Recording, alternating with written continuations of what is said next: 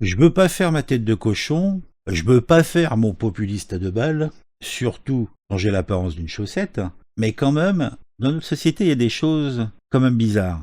Chez nous, personne n'est responsable de rien. On a toujours une excuse. Dans d'autres pays, je vais prendre l'exemple du Japon, là-bas, les gens assument leurs actes. Jamais ils disent « c'est pas de ma faute ». Ah, effectivement, ça peut très bien pas être de leur faute, mais en général, on n'a pas cette petite phrase « c'est pas de ma faute ». Et là, on a un cas vraiment pratique.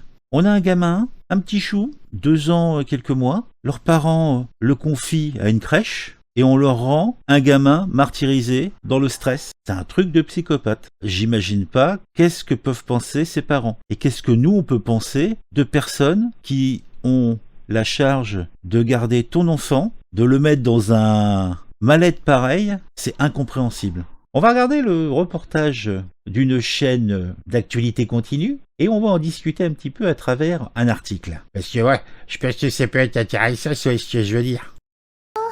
Oui, la Bobo, il a une morsure ici, là, sur la joue. Il a eu l'arcade.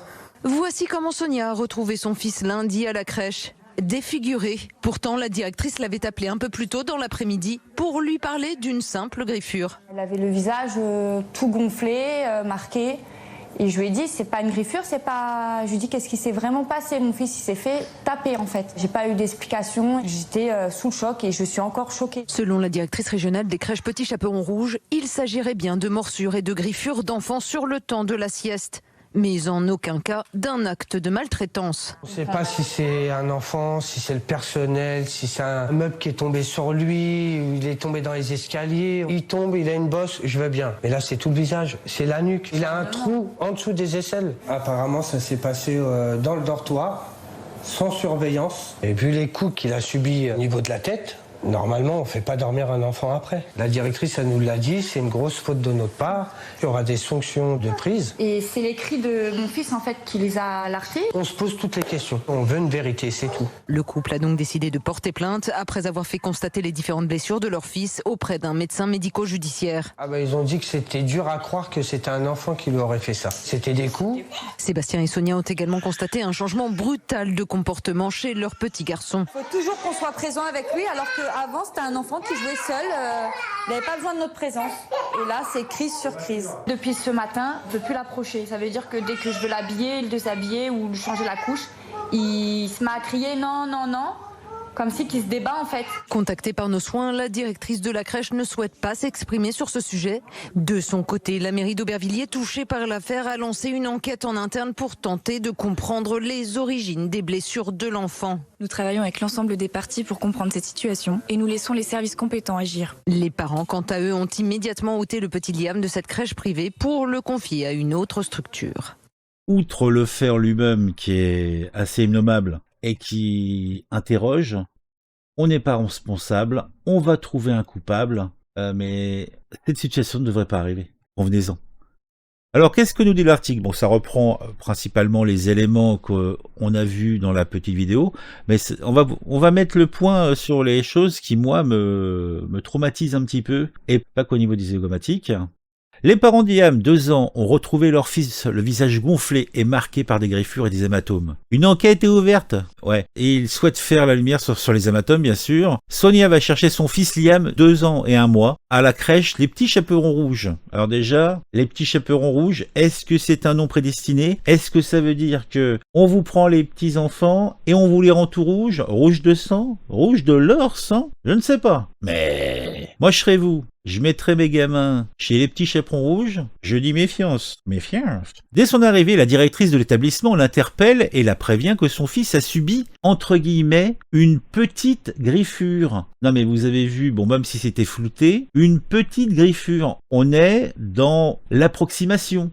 De base, ça implique que la directrice n'a pas vu l'enfant. Comment elle peut dire ça? Parce que la mère, dans 10 secondes, elle va voir son gamin. Je me suis dit, ce sont des enfants, ça arrive. Bah oui, ça arrive. Explique la mère de famille, au micro, de la chaîne Info. Mais une autre personne s'excuse auprès d'elle. Elle me parle d'une morsure. Donc j'ai donc 2 sons de cloche. Elle est pas là depuis 30 secondes, on lui dit 2 choses différentes. Ensuite, j'ai demandé à voir mon fils.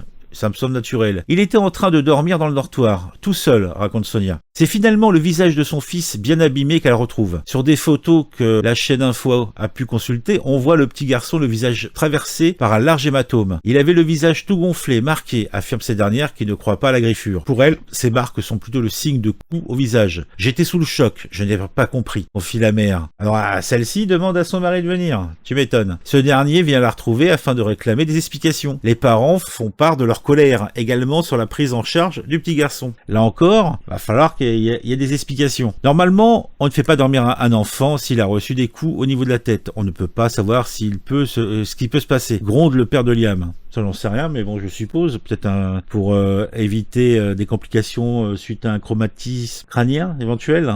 L'explication que leur est fournie les interpelle. Les faits se seraient produits pendant la sieste dans le dortoir et ce sont les cris de mon fils qui a alerté parce que mon fils pleurait, raconte-t-il. Ces derniers évoquent plusieurs hypothèses, la maltraitance d'un employé, l'intervention d'un autre enfant, la chute du jeune garçon, un meuble tombé sur ce dernier. On veut une explication, on est dans le flou, estime Sébastien, le papa. Je veux savoir, en fait, complète Sonia, la maman. Après avoir été reçue par la directrice, celle-ci aurait assuré au couple que des sanctions seraient prises. Mais qu'est-ce qu'ils en ont à foutre? Eux, déjà, de base, ils veulent savoir ce qui arrivait à leur chiard, leur loukoum, leur petit loup. Et toi, tu viens nous parler de sanctions. A toujours trouvé des coupables. Je rentrais là-dessus initialement. C'est pas de ma faute, c'est quelqu'un. C'est quelqu'un. Non, elle est directrice de cet établissement. Elle doit avoir des réponses. En général, une crèche, ça fait pas 50 pièces, ça fait pas 5 étages. C'est toujours des structures assez petites. Je vous le donne en mille. C'est probablement soit quelqu'un du personnel qui a pété un câble, soit c'est un enfant un peu plus grand. En fait, il met des tout petits avec des plus grands. Il a trouvé un jouet pointu et il a commencé à tabasser un plus petit que lui, quoi. Je sais pas, moi, je me pose, j'envisage. Mais dans tous les cas de figure, ces enfants sont pas surveillés. D'accord, ils dorment, je comprends qu'ils puissent profiter de ce temps de repos pour, je ne sais pas, ranger les pièces, se rafraîchir, quand même. Et je vous dis, au final, on va nous dire que ça manquait de personnel, qu'il y avait des manquements, il y aura des soucis qui vont être sortis de la terre, mais...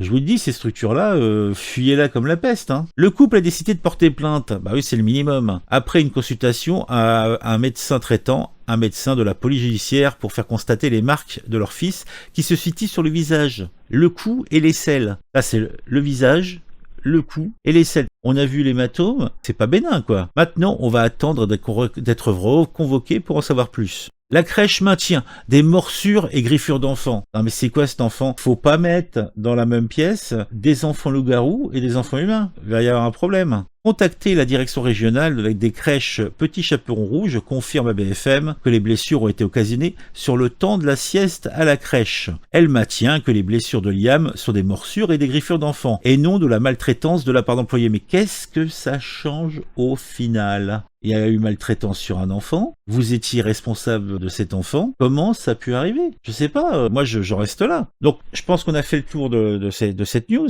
mais je pense que l'élément essentiel, c'est pas de ma faute. Il revient systématiquement. L'organisme va mettre ça sur le compte d'un gamin, alors que la seule personne qui est responsable, ou plutôt c'est l'organisme, c'est la crèche. Il y a un problème dans leur mode opératoire. À la limite, même si c'est un gamin qui a fait ça, il n'a pas fait ça avec ses mains nues. Donc il a utilisé quelque chose. Comment un gamin de 2-3 ans peut avoir un objet pointu sur lui ou un jouet pointu pour faire ce genre de choses? Et puis c'est pas un coup, c'est des coups successifs.